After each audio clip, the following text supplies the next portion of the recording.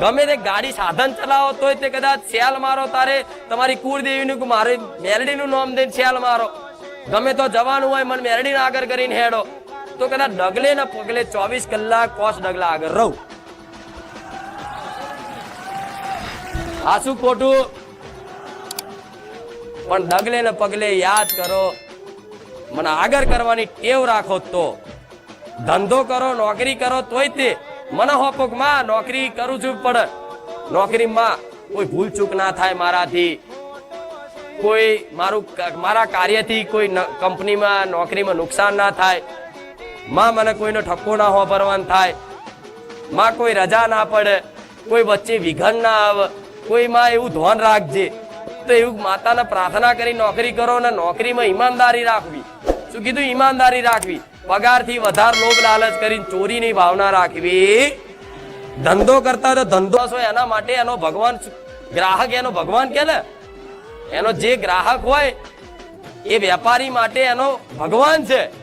તો કોક ભગવાન આયા હોય એ પ્રમાણનો જો કદાચ એ ભાવ રાખી અને એની જોડે જે તે નફો મળતો હોય વ્યવસ્થિત કે નફો લઈ લે અને કોઈ છેતરપિંડી ના કરે, કોઈ એનું અપમાન ના કરે અને એની જોડે હારો વર્તાવ કરે અને પાણીનો ચાનો ભાવ પૂછે, એનો ધંધો રોજગાર હારો હેરતો હશે. જોઈ લેજો આ અનુભવ તમે જોજો. જે હારો ધંધો રોજગાર કમાતા હોય ને એમના નીતિ નિયમ થોડા જોઈ લેજો. બધા ગ્રાહક જોડે બસ એક ભાવ ભગવાનનો ભાવ રાખશે કે આવો આવો બેસો, ચા પીવી છે, નાસ્તો કરશો, પાણી પીશો. આ શું ખોટું? ત્યાં લક્ષ્મી નહીં ટકતી. જો ક્રોધ છે, જ્યાં ક્રોધ છે ત્યાં લક્ષ્મી ટકતી. જ્યાં ક્રોધ છે, ક્રોધ ખાલી ક્રોધ બહુ વિનાશકારી વિપરીત બુદ્ધિ કરી નાખે.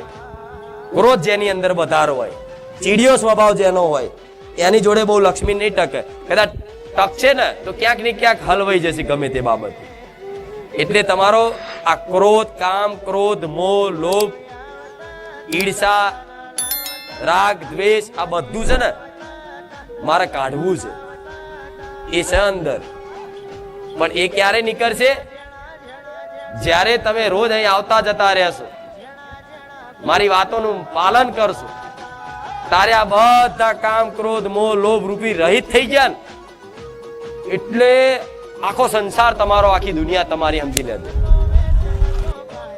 કહેવાય કે નહીં? તો એવી રીતે પરમ પિતા પરમેશ્વર મારો રામ છે, જે એને કદાચ પિતા મોનીન, પપ્પા મોનીન, બાપ મોનીન કદાચ યાદ કરશો ને તો એની આખી બનાયેલી આખી સૃષ્ટિ છે એની પર તમારો અધિકાર થઈ જાય. એ રામની કૃપા. પણ નામ પાછળ આવે તો કોઈ માતાનું નામ, કોઈ ભગવાનનું નામ, પેલાના નામ જોજો કે ફલાણા દાદાની મેલડી, ફલાણા ભાઈની મેલડી, કે છે ને ફલાણી પેઢીની મેલડી. એના નામની પાછળ મેલડીનું નામ લાગે પેલાના ભુવાજીનું.